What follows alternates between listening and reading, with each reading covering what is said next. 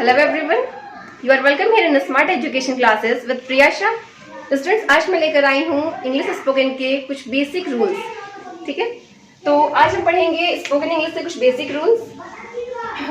तो आप सभी जानते हैं कि कोई भी इंग्लिश बोलने से पहले हम अल्फाबेट्स के बारे में जानना जरूरी होता है. तो हम अल्फाबेट्स के बारे में बात करेंगे. तो सबसे इम्पोर्टेंट जो होता है वो होता है अल्फाबेट, क्योंकि इंग्लिश जो स्टार्ट होती है वो किसी भी अक्षरों से ही किसी भी भाषा की शुरुआत होती है, चाहे वो हिंदी हो, मराठी हो, गुजराती हो या फिर इंग्लिश की अगर हम बात करें. तो अगर इंग्लिश की बात करें तो सबसे जो बेसिक पॉइंट होता है वो होता है अल्फाबेट. अल्फाबेट ABCD आप सभी लोग जानते हो, ABCD to Z, ये सभी जो होते हैं ये अल्फाबेट में आते हैं. तो हम आज का बेसिक रूल से स्टार्ट करेंगे. तो आज का बेसिक जो है बेसिक पॉइंट ये होता है हमारा अल्फाबेट. तो बेसिक में जो अल्फाबेट होते हैं वो भी दो कैटेगरी में बटे होते हैं. तो ये जो दो कैटेगरी होती है ये होती है वॉवेल्स एंड कॉन्सोनेंट. तो हमारा सबसे फर्स्ट जो होता है वो होता है vowel and the second one is consonant.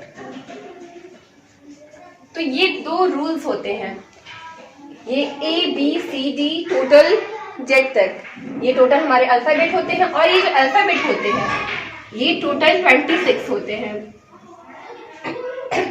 जिसमें से ये total 26 alphabets total vowel and consonant दो पार्ट में बट जाते हैं, जिसमें हमारा वॉवेल होता है 5 और बाकी जो 21 बच गए वो हमारे कॉन्सोनेंट में आ जाते हैं. वॉवेल जिसे हम कहते हैं स्वर और कॉन्सोनेंट यानी कि व्यंजन. तो हम क्या बता रहे थे कि सेमी वॉवेल. ठीक है, सेमी वॉवेल जो होता है सबसे इंपॉर्टेंट होता है और इसके बारे में हम बात करेंगे कि सेमी वॉवेल किसे कहते हैं. तो हमारा letter W and Y, this two letters are known as semi vowel. इसे हम अर्ध स्वर कहते हैं. ये जो दो लेटर होते हैं W and Y, this letter semi vowel के नाम से जाने जाते हैं. तो स्टूडेंट्स यहाँ पे क्लियर हो गया आपको कि अल्फाबेट कभी भी हम किसी भी तरह की इंग्लिश बोलने की शुरुआत करेंगे तो उसका जो बेसिक रूल होता है, इट मीन्स दैट कि हमारा जो बेसिक पॉइंट होता है वो होता है लेटर. लेटर से ही हम स्टार्ट करते हैं और लेटर के बाद से हम जानते हैं कि लेटर्स हमारे जितने भी अल्फाबेट होते हैं इंग्लिश में 26 अल्फाबेट होते हैं और वो सभी अल्फाबेट लेटर कहे जाते हैं. और ये अल्फाबेट दो कैटेगरी में वॉवेल एंड कॉन्सोनेंट में डिवाइड होता है, जिसमें से सबसे बेसिक में है हमारा semi vowel.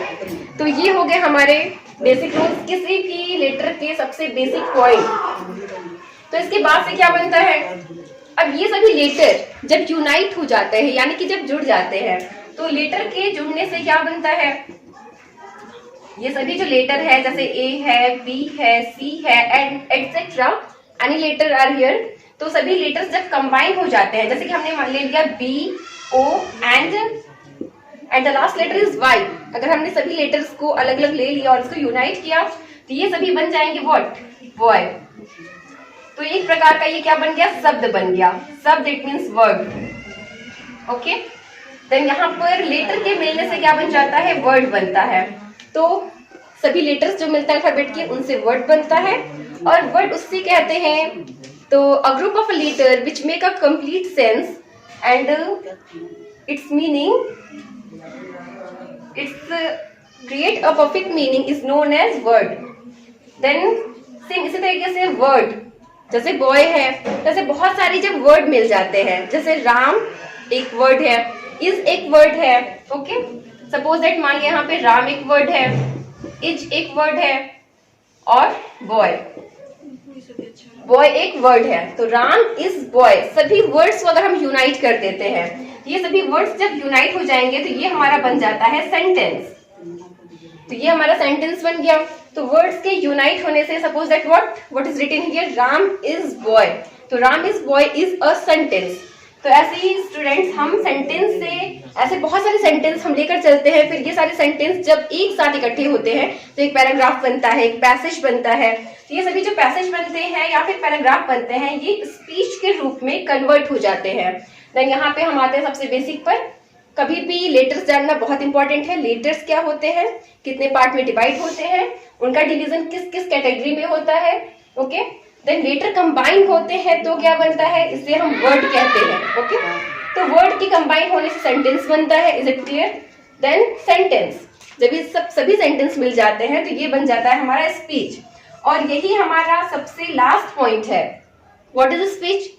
Something we talk to other body या otherwise from any person, this is known as speech. जब हम किसी से बात करते हैं या फिर कन्वर्सेशन करते हैं, ये सभी जो स्पीच होती हैं, ये सभी जो बातें होती हैं, इसको हम स्पीच कहते हैं, या फिर किसी भी तरह के कन्वर्सेशन को हम स्पीच कहते हैं। तो यहाँ पर आज आपका वीडियो खत्म होता है, ओवर होता है, जिसमें हमने आपको स्पोकन इंग्लिश में बताया कि सबसे बेसिक रूल क्या होते हैं। अगर किसी भी तरह की इंग्लिश को बोलना है तो सबसे इंपॉर्टेंट है हमें उसके बेसिक रूल को जानना, letters, then words, then sentence, and the last one is speech. ये सभी मिलते हैं तो हमारा स्पीच बनता है, और स्पीच के बाद से ही बात के बारे में हम लोग नेक्स्ट वीडियो में बात करेंगे, क्योंकि अभी स्पीच के बारे में बताएंगे तो ये वीडियो बहुत लंबी हो जाएगी। तो इसलिए स्पीच के बारे में फुल इन्फॉर्मेशन हम आपको नेक्स्ट वीडियो में देने वाले हैं, जिसमें बताया जाएगा कि इंग्लिश स्पीकिंग का सबसे basic rule, in fact basic point क्या होता है, और उसको कैसे स्टार्ट करते हैं। किसी से कन्वर्सेशन करनी हो या फिर किसी से बात करनी हो तो उसे हम कैसे स्टार्ट करेंगे, किसी से कैसे अपना इंट्रोडक्शन देंगे, इसके बारे में आगे चर्चा की जाएगी। तो आज आपका वीडियो खत्म होता है। Thank you so much. अगर मेरी वीडियो पसंद आई हो तो इसे लाइक और सब्सक्राइब जरूर करें।